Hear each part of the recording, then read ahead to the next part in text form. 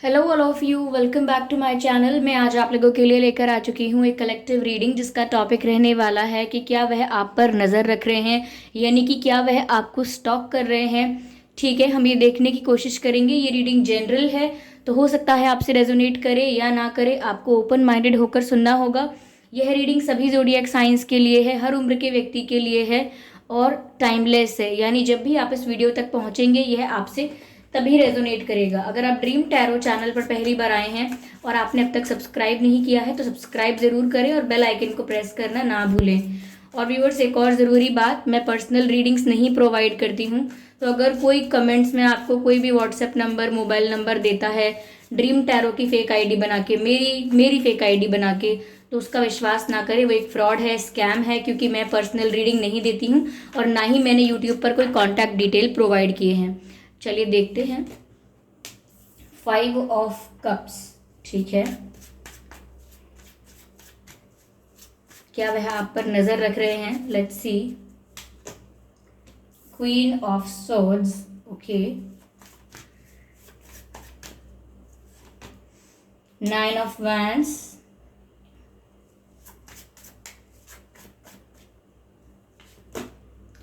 King of cups, ठीक है। तो क्या वह आप पर नज़र रख रहे हैं? व्यूअर्स, मुझे यहाँ पर ऐसा लगता है, पहली चीज़ जो नज़र आती है वो ये है कि यस, नज़र तो रख रहे हैं, लेकिन इट्स नॉट लाइक दैट कि बहुत ज़्यादा क्यूरियस होकर आप पर नज़र रख रहे हैं। Yes, they have their eyes on you, but ये ऑब्जर्विंग ज़्यादा है एज कम्पेयर टू स्टॉकिंग, यानी कि स्टॉक नहीं कर रहे हैं, ये आपको ऑब्जर्व कर रहे हैं कि आप अपनी लाइफ में क्या डिसीजंस ले रहे हैं, किन लोगों के साथ हैंग आउट कर रहे हैं, किस तरह से आगे बढ़ रहे हैं, ये किस तरह से टाइम स्पेंड कर रहे हैं। ये जानना चाहते हैं, ऑब्जर्व करना चाहते हैं कि आपकी लाइफ में क्या बदलाव हो रहे हैं और चल क्या रहा है आपके जीवन में। तो स्टॉकिंग ऐसा है कि वो एक एक टाइम पीरियड के लिए की जाती है या किसी रीज़न से की जाती है। ये जस्ट लाइक दैट, बस यूं ही आपको बहुत ऑब्जर्व कर रहे हैं, लेकिन यस, नज़र रखे हुए हैं यहाँ पर, उनकी नज़र आप पर है, ये चीज़ नज़र आती है। कहीं ना कहीं ऐसा लगता है कि वो इसीलिए ऐसा कर रहे हैं व्यूअर्स, क्योंकि ये 5 ऑफ कप्स का कार्ड दर्शाता है कि हार्ट ब्रोकन महसूस कर रहे हैं, बुरा महसूस कर रहे हैं, सैड महसूस कर रहे हैं, पेनफुल एनर्जी है, हार्ट ब्रोकन एनर्जी है। 5 ऑफ कप्स दिखाता है कि जैसे इन्होंने कुछ खो दिया है, किसी अपने को खो दिया है, किसी प्रीशियस पर्सन को खो दिया है, और जिसका दुख इन्हें अभी भी है, आज तक है। तो ये बहुत ही हर्ट भी हैं, ओके, ठीक है, बहुत हर्ट भी हैं। Give me a moment.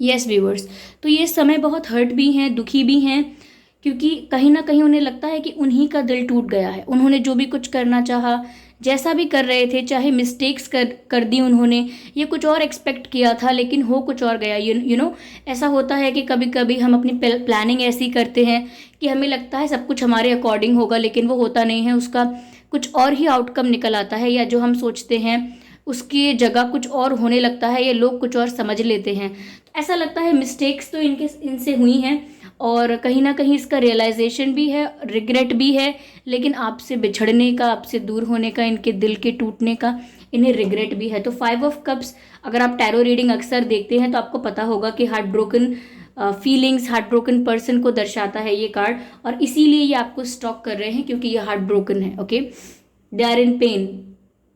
ये क्वीन ऑफ सॉर्ड्स का कार्ड है, कहीं ना कहीं आप उन्हें काफ़ी रिवेंजफुल एनर्जी में लग रहे हो। उन्हें ऐसा लग रहा है कि अब अगर ये आपके पास आएंगे, चाहे माफ़ी मांगने आए या आपको अप्रोच करें, किसी भी तरह से कुछ कन्फेस करें अपनी गलतियां भी, तो भी उन्हें ये लगता है कि आप उन्हें अब माफ़ नहीं करने वाले हैं। आप क्वीन ऑफ सॉर्ड्स की एनर्जी में हैं, यानी कि आप बस तलवार लेकर बैठे हुए हैं, येस और नो में डिसीजन करने के लिए, जस्टिस प्रोवाइड करने के लिए।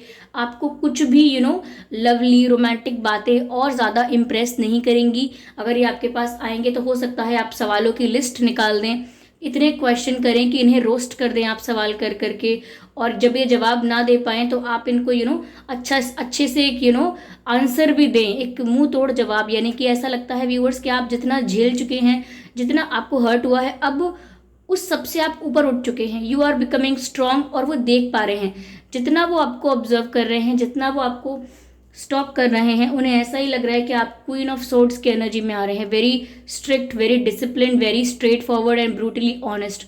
तो कहीं ना कहीं आप उन्हें ब्रूटली ऑनेस्ट लग रहे हैं और एक ऐसे पर्सन लग रहे हैं जो इस समय सिर्फ सिचुएशन को जस्टिस प्रोवाइड करेगा, यानी कि अपना फेवर, अपना फ़ायदा, कोई सॉरी बोल दे तो माफ़ कर दूंगा या कर दूंगी, या एक बार ऐसा हो जाए वैसा हो जाए, यहाँ पर आप जस्टिस चाहते भी हैं, खुद के लिए भी और सिचुएशन के लिए भी जस्टिस चाहते हैं। आपको लगता है बहुत कुछ अनफेयर हो चुका है, अब और नहीं। तो क्वीन ऑफ सोर्ड्स की एनर्जी कुछ ऐसी ही एनर्जी है जो बहुत स्ट्रांग है, स्ट्रेट फॉरवर्ड है और डिसीजन लेने के लिए रेडी है, लाइक जस्टिस प्रोवाइड करने के लिए रेडी है। ऐसा लगता है आपके पास बहुत सारे सवाल हैं, आपके पास बहुत सारे प्रश्न हैं इस पर्सन से पूछने के लिए। अगर ये आपके पास आते हैं तो इनको यही लगता है कि आप रिवेंज में या टिट फॉर टैट करने के लिए, जैसे को तैसा प्रोवाइड करने के लिए, जस्टिस करने के लिए आप इन्हें रिजेक्ट कर सकते हैं, इग्नोर कर सकते हैं।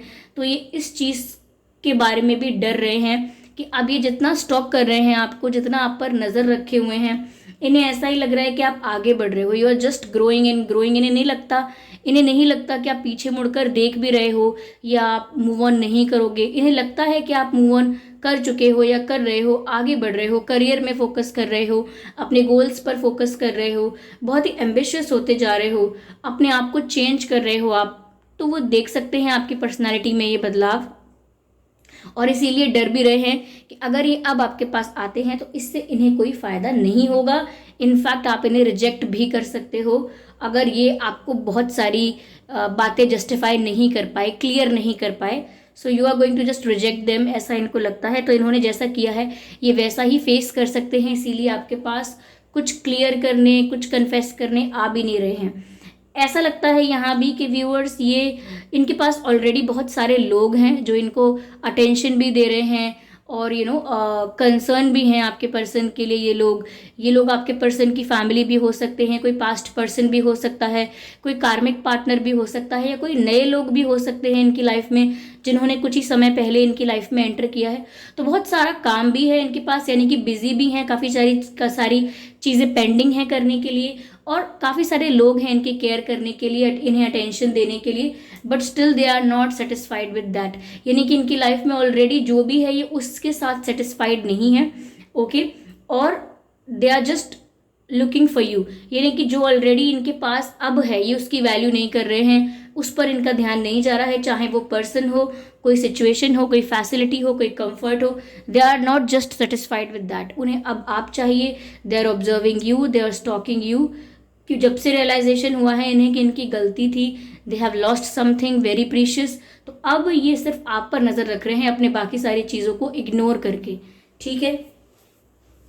यहाँ पर किंग ऑफ कप्स का भी कार्ड है। ऐसा लगता है व्यूअर्स अब उनके इमोशंस में मेच्योरिटी आ रही है, अब उनके सोचने के ढंग में, आपको अप्रोच करने के तरीके में अब मेच्योरिटी आ रही है। कहीं ना कहीं अब तक इस कनेक्शन के लिए जो सीरियसनेस आपने देखी नहीं थी, या इनके अंदर जो सीरियसनेस अब तक मिल नहीं रही थी, अब ऐसा लगने लगा है कि वो रियलाइज़ कर रहे हैं और समझ रहे हैं इस बात को कि बचपना करने से नहीं होगा या मजाक समझने से नहीं होगा, इनको सीरियसली हैंडल करना होगा, ये बातें सीरियस हैं, और इसीलिए वो इस कनेक्शन के लिए भी अब सीरियस होते हुए दिख रहे हैं और मेच्योरली सोचते हुए दिख रहे हैं। अगर अब तक मेच्योरिटी के साथ सोच विचार नहीं कर रहे थे इस कनेक्शन के बारे में, तो अब कर रहे हैं, इस रिलेशनशिप को सीरियसली ले रहे हैं। अब ये हो सकता है अब तक सीरियसली नहीं लिया, बहुत ही अट्रैक्शन में, फ्लर्ट में सारा टाइम लगाया, लेकिन फिर भी कुछ कमिटमेंट नहीं दिया स्ट्रॉन्ग सॉलिड।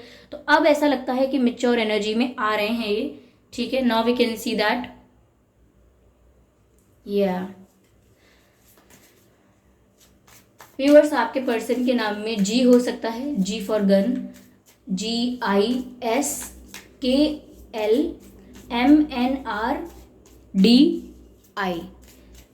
ये कुछ अक्षर हैं जो आपके या उनके नाम में हो सकते हैं, okay viewers. No, I just want one card at one time. चलिए शफल कर लेते हैं पहले अच्छे से और देखते हैं फिर क्लैरिफिकेशन क्या मिलता है हमें, okay. Spirit please guide us.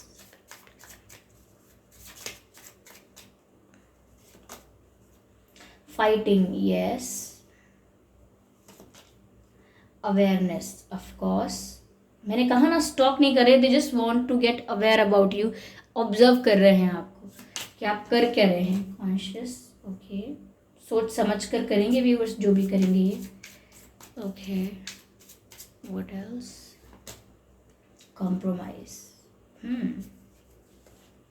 Viewers यहाँ पर ऐसा लगता है कि उन्होंने कहीं कॉम्प्रोमाइज़ किया है, कर लिया है, करने वाले हैं या कर चुके हैं, बट यहाँ पर कोई तो है जो कॉम्प्रोमाइज़ कर रहा है इस सिचुएशन में, जो अपनी खुशियों को एडजस्ट कर रहा है। यस, तो कहीं ना कहीं ऐसा भी हो सकता है कि इनका क्लैरिफिकेशन ये होगा आपसे, ये अगर आपको कन्फेस या जस्टिफाई करने आए तो ये ऐसा बोल सकते हैं कि इन्होंने सिर्फ कॉम्प्रोमाइज़ किया है, या फिर इन्होंने अगर कोई डिसीजन लिया जो आपके रिलेशनशिप के फेवर में नहीं था, तो शायद ये ऐसा रीज़न दे सकते हैं कि इन्होंने कॉम्प्रोमाइज़ किया है, इन्होंने एडजस्टमेंट किया है। जो भी हुआ है वो इनकी खुशी से या इनके इच्छा से नहीं हुआ है, मजबूरन इनके साथ कुछ हुआ है जिसकी वजह से ऐसा लगा कि इन्होंने मिस्टेक्स की, लेकिन वो इनकी मजबूरी भी हो सकती है। तो कहीं ना कहीं ये कॉम्प्रोमाइज़ कर रहे थे, ये ऐसा भी आपको जस्टिफाई कर सकते हैं। यहाँ पर कॉन्शियसली एक्ट करने का मैसेज मिल रहा है।